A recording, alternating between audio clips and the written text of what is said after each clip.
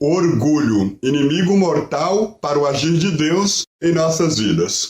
O cristianismo contemporâneo tem a tendência de criar um padrão para o agir de Deus na vida das pessoas. Deus só fala nas pregações se o pregador gritar freneticamente, pular de um lado para o outro e falar em línguas. Oração só tem poder se quem estiver orando gritar desesperadamente no ouvido da pessoa e ungir a cabeça com óleo. Esse padrão imposto pelo cristianismo contemporâneo não tem nada a ver com as orientações de Deus na Bíblia Sagrada. Na Bíblia Sagrada, Deus usa o apóstolo Paulo com a sua ousadia, coragem, temperamento colérico e intelectualidade. Usa também o apóstolo Pedro com a sua impulsividade. Usa o apóstolo João com seu gigantesco amor.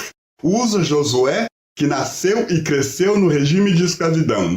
Usa Lucas, que é médico, e Amós, que era boiadeiro. Não existe um padrão para o agir de Deus. Ele usa quem quer, num tempo e métodos estabelecidos por ele mesmo. E quem ficar com um método pré-determinado, esperando o agir de Deus, pode ser que a sua bênção passe na sua frente e você nem perceba. A história de Naamã é um ótimo exemplo desse tema que eu estou abordando com vocês. Segundo Reis 5, do 1 ao 18, nós lemos assim: Naamã, comandante do exército do rei da Síria, era um homem importante e muito respeitado diante do seu senhor, porque o Senhor havia livrado os sírios por intermédio dele. Era um guerreiro valente, porém leproso. Numa das suas investidas militares, os sírios haviam levado cativa uma menina da terra de Israel, que passou a servir a mulher de Naamã. Ela disse à sua senhora: quem me dera o meu senhor procurasse o profeta que está em Samaria. Ele o curaria da sua lepra. Então Naamã foi dizê-lo ao seu senhor. Assim falou a menina da terra de Israel. O rei da Síria respondeu: vai depressa com esta carta ao rei de Israel. Ele foi e levou consigo 10 talentos de prata,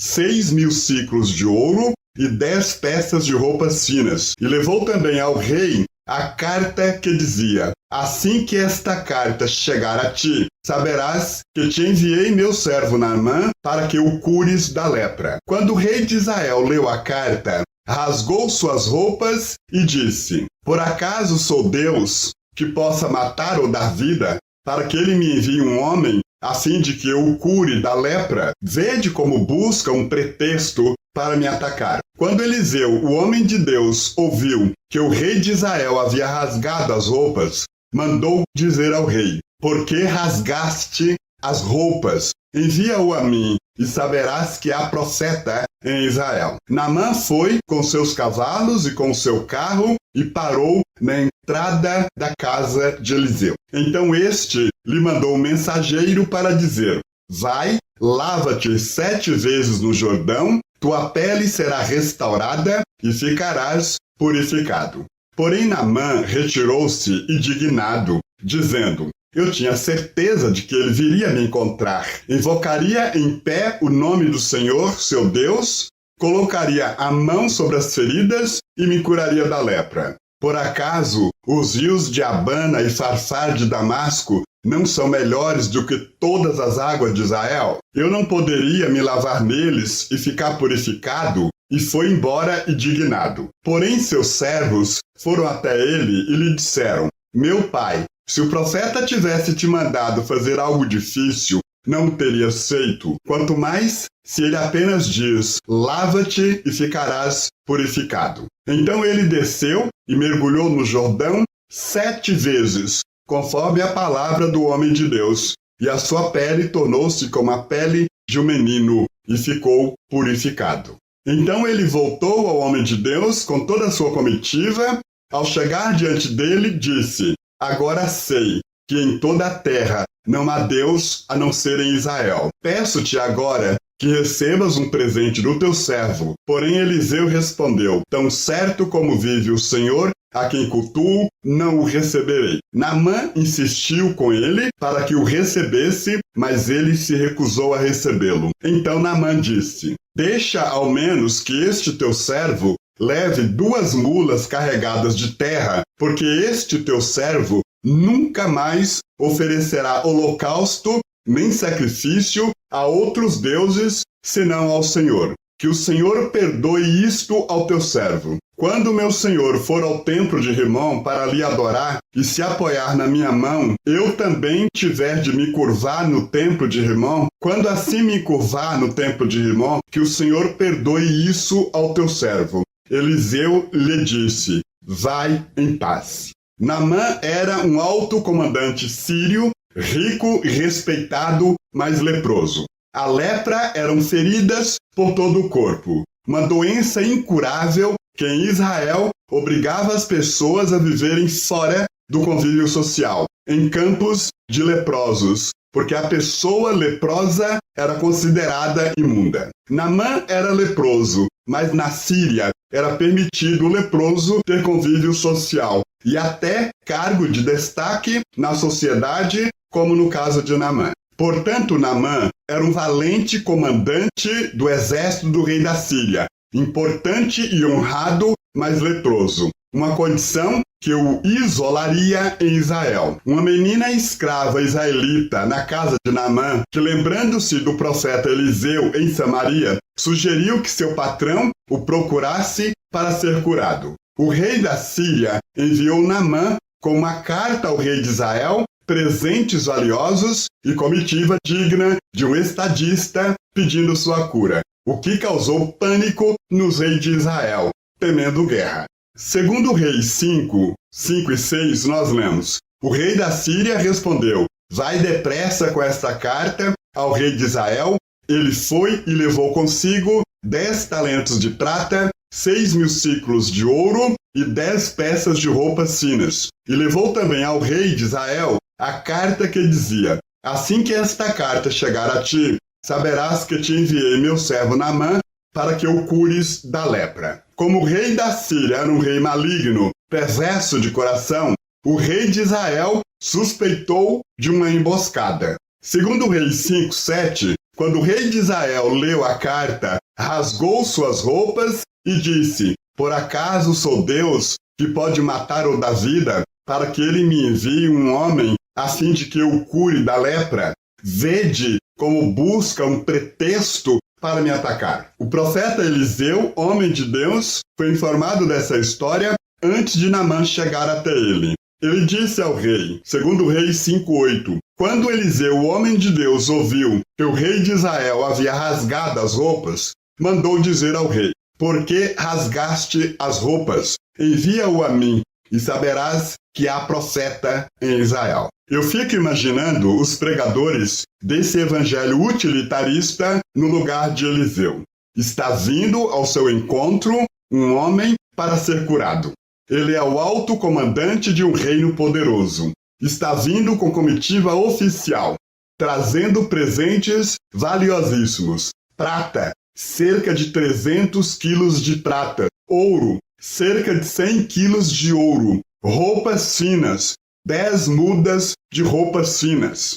Nos dias de hoje, talvez os pregadores desse evangelho utilitarista estivessem com suas igrejas na rua, ao ar livre, ao vivo para todas as mídias sociais, rodopiando, falando em línguas, esbravejando: eu sabia que Deus mandaria você a nós. Somos os únicos que podemos resolver o seu problema. Irmãos, o profeta Eliseu nem saiu para falar com Naamã.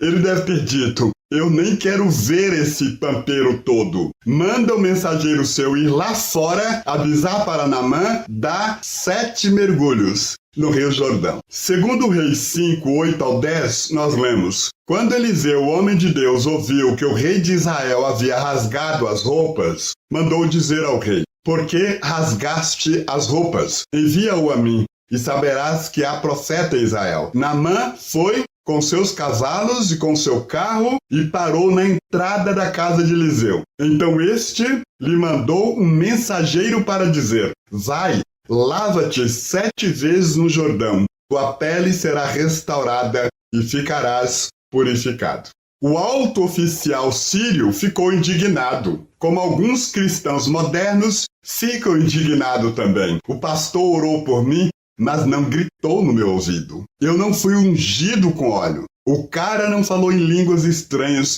e nem rodopiou. Eu preciso de alguém que faça esse pampeiro ao orar. Esse é Naamã. Segundo Reis 5, 11 e 12, nós lemos: porém Naamã retirou-se indignado, dizendo: eu tinha certeza de que ele viria me encontrar, invocaria em pé o nome do Senhor seu Deus, colocaria a mão sobre as feridas e me curaria da lepra. Por acaso os rios Abana e Farsar de Damasco não são melhores do que todas as águas de Israel? Eu não poderia me lavar neles e ficar purificado? E foi embora indignado. Mas um ponto positivo de Naamã é que ele se deixa ser questionado. Segundo Reis 5, 13 e 14, nós lemos: porém seus servos foram até ele e lhe disseram: meu pai, se o profeta tivesse te mandado fazer algo difícil, não o terias feito? Quanto mais se ele apenas diz: lava-te e ficarás purificado.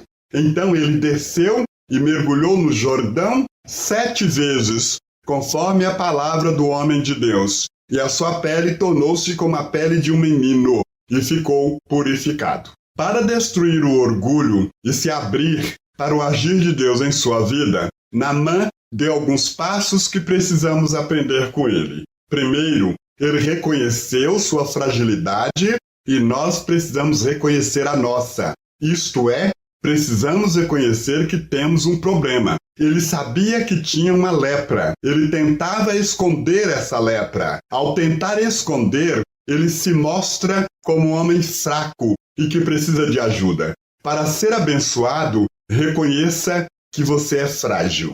Você não é um super-homem. Você não é uma super-mulher. Você é alguém carente de Deus e que necessita de ajuda. Deixe-nos ajudar você através da Bíblia Sagrada. Em segundo lugar, Naamã aprendia com as pessoas à sua volta. E nós precisamos nos abrir para esse aprendizado. Uma menina diz, segundo Reis 5, 2 e 3, numa das suas investidas militares, os sírios haviam levado cativa uma menina da terra de Israel, que passou a servir a mulher de Naamã. Ela disse à sua senhora: quem me dera o meu senhor procurasse o profeta que está em Samaria. Ele o curaria da sua lepra. Então Naamã foi dizê-lo ao seu senhor. Assim falou a menina da terra de Israel. Olha como o comentário dessa menina repercutiu. Ela percebeu o problema de Naamã e disse para sua senhora: ah, se ele tivesse na minha terra, em Samaria, o profeta o curaria dessa lepra. A senhora contou para Naamã, o seu esposo, e Naamã foi falar com o rei. Para ser abençoado, preste atenção nas instruções que Deus te dá através de várias circunstâncias, até mesmo das pessoas mais simples. Em terceiro lugar, procurar a pessoa certa. Naamã, com toda a sua influência, comitiva, presentes caríssimos e com uma carta do rei, imaginou que deveria procurar o rei de Israel. Ele imaginou que uma cura no seu caso seria através de uma determinação do rei de Israel. Bateu na porta errada. Deus usa quem ele quer, na hora determinada por ele, independente de títulos, grau de instrução, influência social, política ou financeira, e com os métodos dele, no tempo dele. Precisamos nos submeter à vontade de Deus. Em quarto lugar, se abrir para os métodos de Deus. Vejam como Naamã imaginou que seria atendido. Primeiro, ele procura direto o rei, que ficou indignado com a atitude de Naamã. Segundo Reis 5:7, nós lemos: quando o rei de Israel leu a carta, rasgou suas roupas e disse: por acaso sou Deus que pode matar ou dar vida, para que ele me envie um homem a fim de que eu o cure da lepra? Vede como busca um pretexto para me atacar. Depois disso, Eliseu mandou dizer ao rei: não precisa se dignar, manda falar comigo, tem profeta em Israel. Segundo Reis 5, 8 e 9, quando Eliseu, o homem de Deus, ouviu que o rei de Israel havia rasgado as roupas, mandou dizer ao rei: Por que rasgaste as roupas? Envia-o a mim, e saberás que há profeta em Israel. Naamã foi com seus cavalos e com seu carro e parou na entrada da casa de Eliseu. Eu fico imaginando a cena. Aquela comitiva parada na porta do profeta de Deus. O profeta de Deus nem saiu para ver. Segundo Reis 5:10, então este lhe mandou um mensageiro para dizer: vai, lava-te 7 vezes no Jordão, tua pele será restaurada e ficarás purificado. Aí chegamos num ponto que estou comentando com os irmãos. Se abrir para os métodos de Deus. Vejam bem como Naamã imaginou que seria atendido. Segundo Reis 5:11. Porém Naamã retirou-se indignado, dizendo: eu tinha certeza de que ele viria me encontrar. Invocaria em pé o nome do Senhor seu Deus. Colocaria a mão sobre as feridas e me curaria da lepra. Eliseu mandou dizer: vai lá e dá 7 mergulhos no Jordão. Olha o crente moderno falando. Eu pensei que ele fosse chorar sobre a minha cabeça, derramar óleo ungido, pedir uma oferta de sacrifício, me dá um vidro de óleo ungido para eu ungir a minha casa. Deus age do jeito dele, num tempo dele, usando os seus próprios métodos. E quem reconhecer isso será abençoado. Quem ficar esperando os seus próprios métodos, talvez espere por anos e anos e não seja abençoado.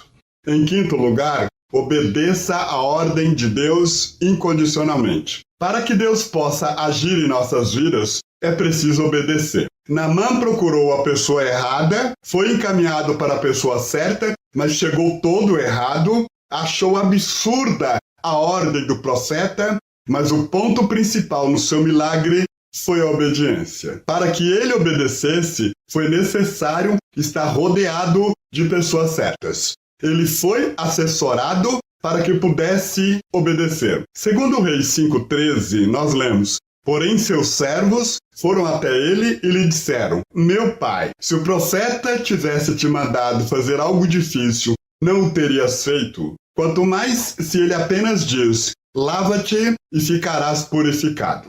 Em outras palavras, se o profeta tivesse mandado o Senhor fazer qualquer outra coisa, por mais complicado que fosse, o Senhor não o faria. O que custa? O que o Senhor tem a perder dando 7 mergulhos no Rio Jordão? Já está aqui, obedeça. Naamã obedeceu e foi curado. Cuidado para quem você compartilha os seus problemas. Cuidado. Cuidado para quem você pede conselhos. Cuidado. Para destruir o orgulho e se abrir para o agir de Deus em nossas vidas, precisamos dar os seguintes passos. Em primeiro lugar, reconhecermos a nossa fragilidade como pessoa. Em segundo lugar, aprender com as pessoas à nossa volta. Em terceiro lugar, procurar a pessoa certa. Em quarto lugar, se abrir para os métodos de Deus. Em quinto lugar, obedeça a ordem de Deus incondicionalmente. Mesmo que você não concorde, obedeça.